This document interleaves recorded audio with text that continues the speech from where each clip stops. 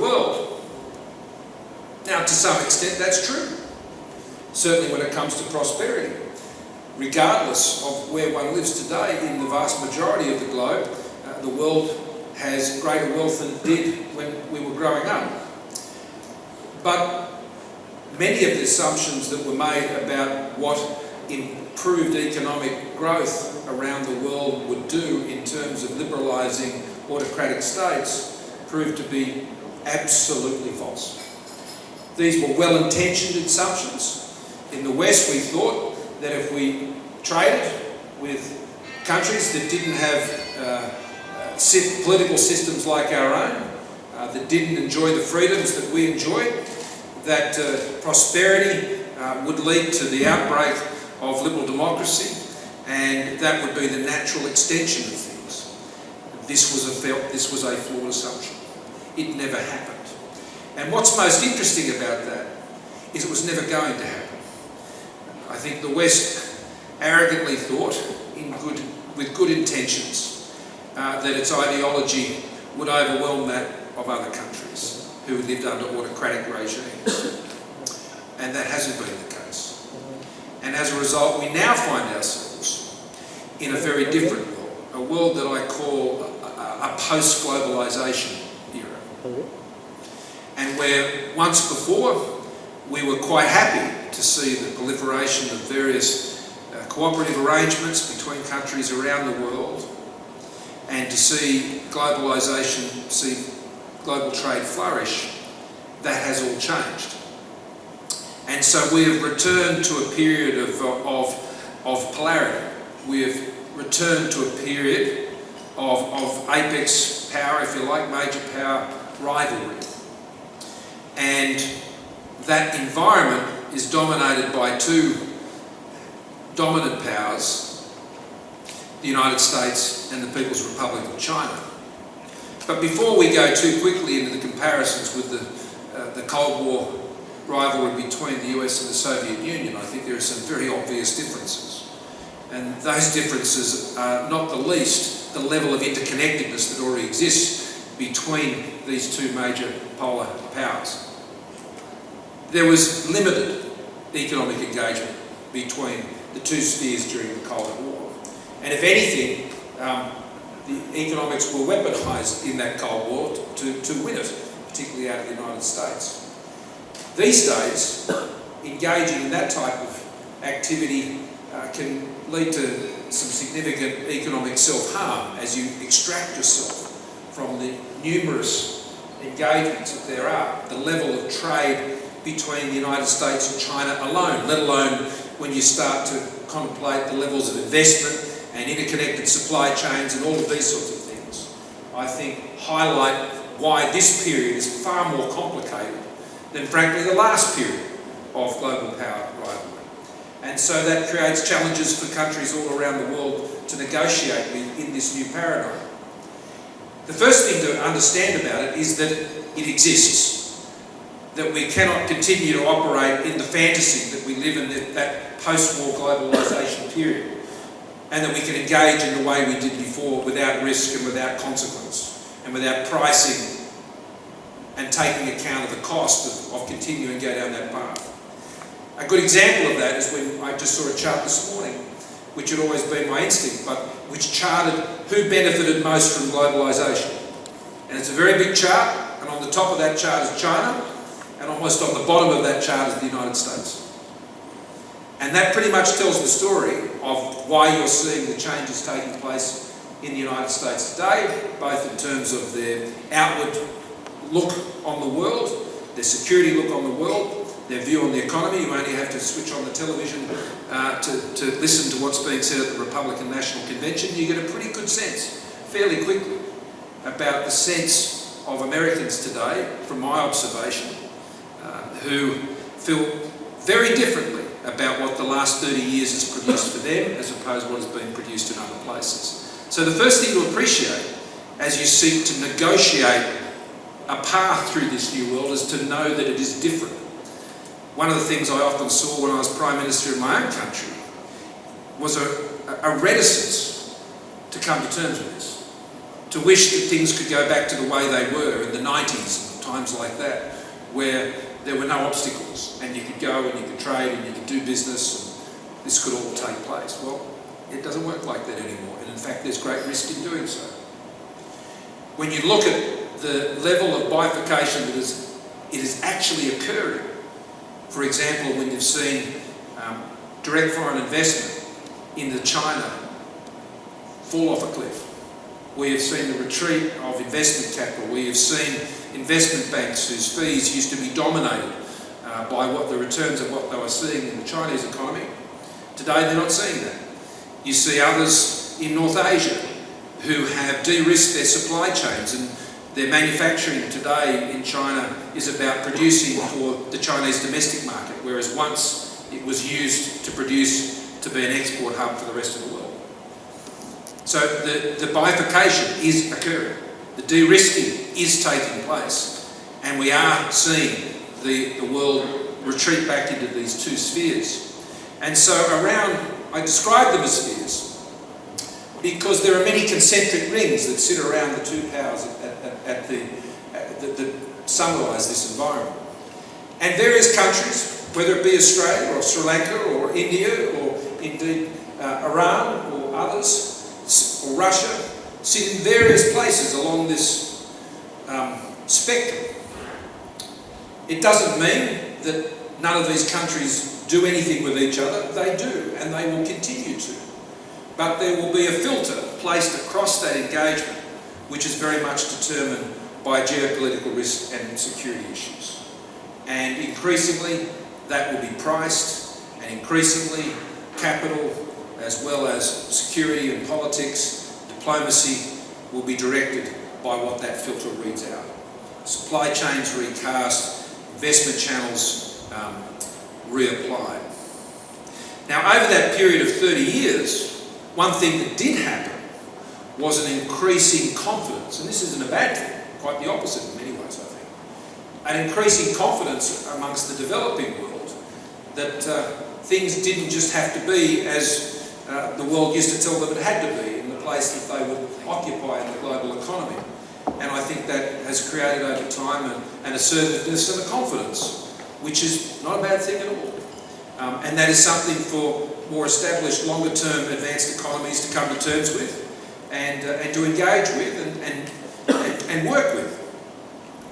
But the point I'm seeking to make is that the world has changed, and countries need to sort of understand what position they're taking in that overall spectrum and be clear in their own minds about where they wish to be, and to understand the consequences of what that means in terms of how they engage with other nations and the way they work together or don't work together for that matter. What we've also seen over the last 30 years with the frustration of what I call the global order that favours freedom, or the rules-based order as others call it, is a sense that system doesn't work for everybody.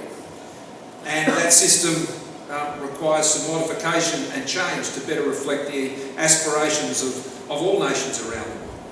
Again, of itself, that is not a negative sentiment. But when that is leveraged to seek to undermine and redirect a global rules-based order, and to set up channels that are less transparent, that potentially provide for coercion, and seek to establish regional hegemonic positions of countries in various regions around the world, when you see universal human rights being redefined as state-based and state-defined human rights, well, this is a great concern to those countries and those of us who played such an important role in the establishment of the world order that appeared after the Second World War. So, while the aspiration to see, I think, a more inclusive world order is a noble one, we must be careful not to lose the great virtues of that world order and let it give way to one that is based on power as opposed to freedom. So, having understood that there's a change that's taken place, we have seen the rise of a group of nations which very much want to seriously challenge the way that world order works. And there's no surprise, and this is my very strongly held view, that China has been wanting to challenge that world order for a very long time. They're not happy with how the rules work, and they would like a rules-based order that better favoured their interests. I suppose that's not surprising. Every nation will pursue its own national interests. But that is not in saying that, that's not a licence to necessarily agree. And so we have a situation where we see the collaboration, particularly when you look at what's happening in Ukraine, where we have a group of autocratic nations which have both participated and aided and abetted the invasion of Ukraine, supported by, in Tehran, drones and other technology, missiles out of North Korea, and quite frankly, as I said, soon after the invasion of Ukraine, the complicit actions of the People's Republic of China, which we've seen demonstrated in banking and finance, as well as we've seen in the making available of dual-use technology. Now, I don't say this to be critical necessarily, but simply to call it out and to say this is occurring, and to make my point that we have two spheres that are operating, one that has largely been responsible for the world order that we see today, and one that would like to see that change more in their own interests. And that is the world we now have to deal with. And we should be honest in seeing it that way, and adjusting what we do, adjusting how we work together to make the world a more stable and safe place. We don't have to agree with the aspirations of Tehran, Beijing or Moscow in order to find some peaceful way to coexist. But to pretend that somehow there is not a complete and total lack of any values base for those associations and a shared vision about how the world order works, if we pretend that there's such a shared vision, well, I think we're kidding ourselves. And I think we get ourselves at a bit of strife. And so we need to look at this new world environment, I think, with very wide eyes and just engage it practically. In the United States in particular, but throughout the West, what I think all this leads to is the need to try and regather the industrial capacity that the West once held. Over 30 years, we saw countries like the United States, and indeed Australia and many others, move up the value chain. So where once upon a time the US had chip foundries, it now dominates chip design. That's the natural flow of where things go in a globalised economy.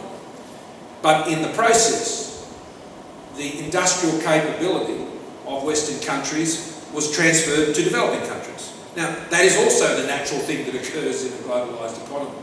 That shouldn't come as a surprise. That was actually the point.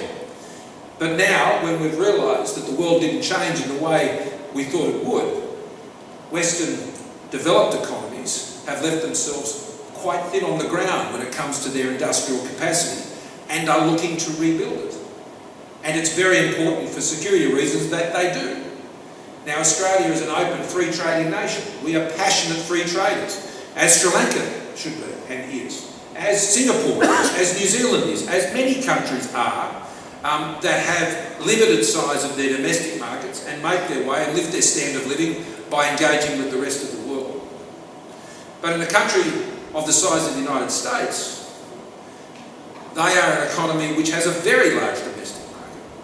And so they are in a position where they will seek to try and rebuild, as they are, their industrial capabilities to ensure that that can fuel their own sovereignty when it comes to their economy, but also to support their defence industrial base, which back in the 50s and the 60s was incredibly strong and well dominated. Now it's contested, and they know they have to.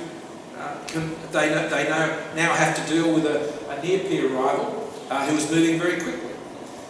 So I'm not surprised that the United States would now engage in protections.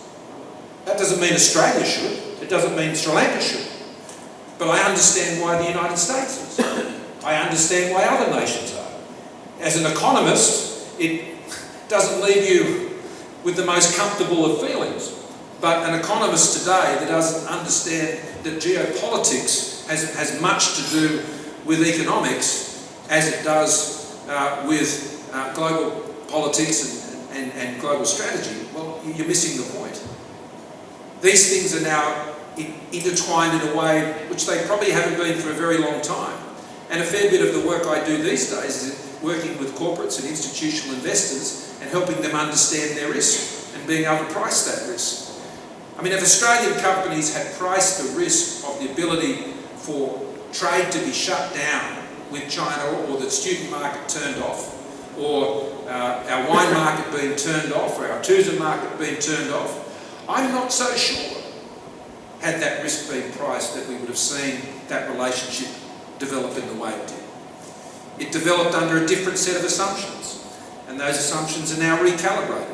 And you see that reflected in bipartisan policy when it comes to our foreign investment rules. You see it in a range of other areas of strategic interest. And I think you'll continue to see that, and that's the outplaying of the forces that I'm talking about. It doesn't mean that Australia can't have a healthy trading relationship with China and a people-to-people relationships and have that mutual respect. It doesn't mean we can't achieve that at all. But we just need to have a very clear understanding of where the lines are and where we have to disagree, and not allow that to get in the way of the more productive and unimpacting areas of the relationship. When it comes to the global south, they've also been impacted by this new world.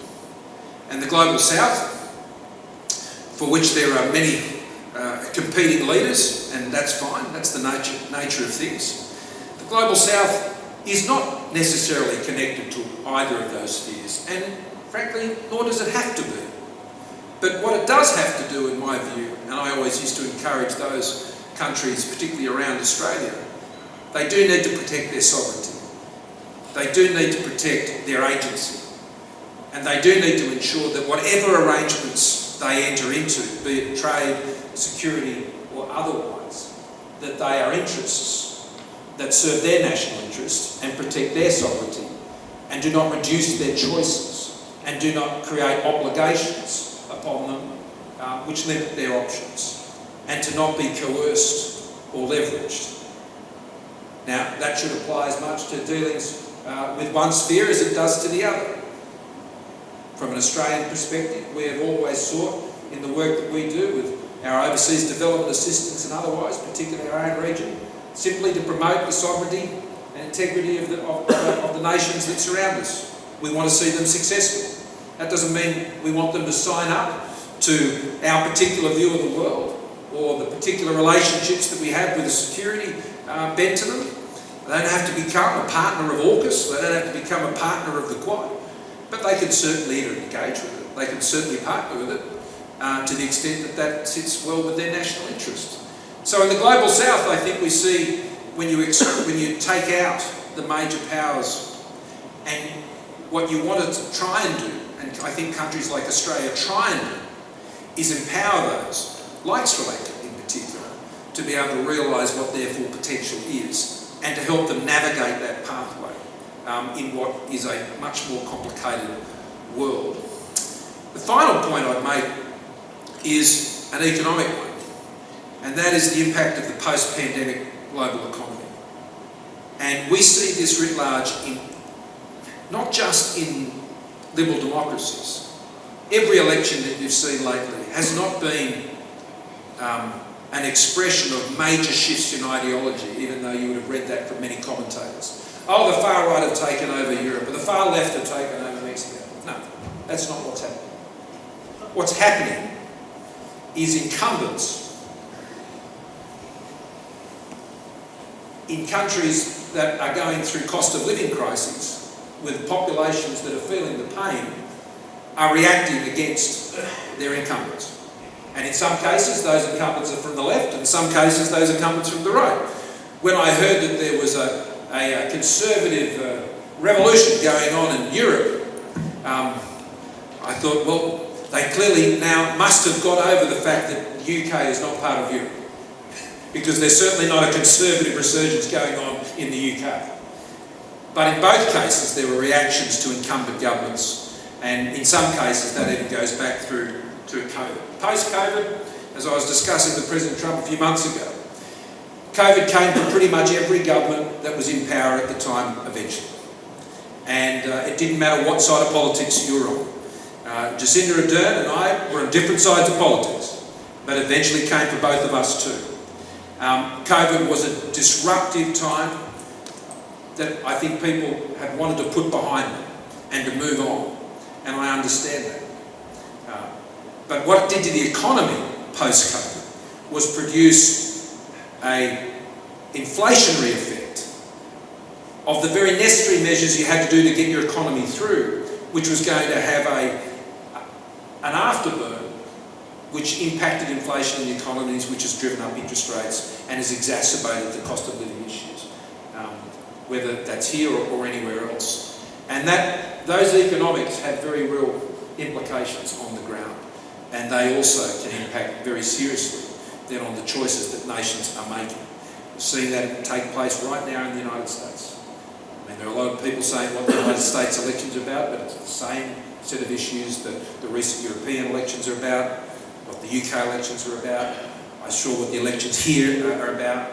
Election in Australia is going to be about, well, the last one in New Zealand, and that is about cost of living and who can best try and alleviate the pain of those cost of living issues. But it's a lot harder to do in this new environment that I've talked about, because this new environment has a rate premium that now exists for global security. So inflation is obviously impacted by expansionary fiscal policies, and those expansionary fiscal policies aren't just I would argue in some cases of governments who can't control their spending, but they're actually being driven by the fact that defence budgets are all increasing, and necessarily so, and will increase significantly. I mean, when we committed to 2% of GDP back in 2013, which we achieved 2.1% by the time we left office, that was a big number. For some in Europe, it still is a big number. In Japan, it's still a big number, but they're committed to getting there. And you've got countries now talking about 2.5%, 3%, 3.5%. Never as much in Israel, it's over 5%. And so you're seeing that expansionary impact on the budget's impact on inflation. The other part of it goes to this reindustrialising and the costs of government intervention to achieve that. Whether it's the IRA Act in the United States or similar type measures, this is driving budgets, which in turn is impacting inflation, which in turn impacts rates. So interest rates were never going to stay at the levels they were pre-pandemic. That was obvious. Those low rates were driven by another set of economic forces over the 10 or so years before. They are always going to settle a little higher. But the truth is they're going to settle higher than they otherwise would because of the nature of the way of the new bipolar world we live in is now operating. And so that is something we will live with, and we will live with for some time. And it won't just impact liberal democracies, it will impact the entire global economy. And is something that governments will be wrestling with for some time. So a more complex world? Certainly. That's always the case. It just depends on what brand of more complex you're dealing with at any one time. Interesting times, as the Chinese say, well, they're interesting again, but frankly, they always are. They're always interesting, and I think the challenge for governments in particular, but more so now than probably ever before for business and investors, is to understand geopolitics and its impact on the economy, because they need to make decisions that factor in the risk, and they need to price it and they need to cost it. And once they do that, they can make decisions, and we all get on with how things are. We can bemoan that it's like this, we can all wish it was better, but politics is what politics is, and nations will be what they will be, and people will be what they will be, and we will live in the world that creates. And that's what I think it looks like right now. So with that, wish I could be a bit more cheery. In Australia, we're always very optimistic despite all of this, because we live in a wonderful place and tomorrow's going to look fantastic, and so will the day after. But we're also pretty realistic and practical at the same time. Happy to take some questions if you'd like.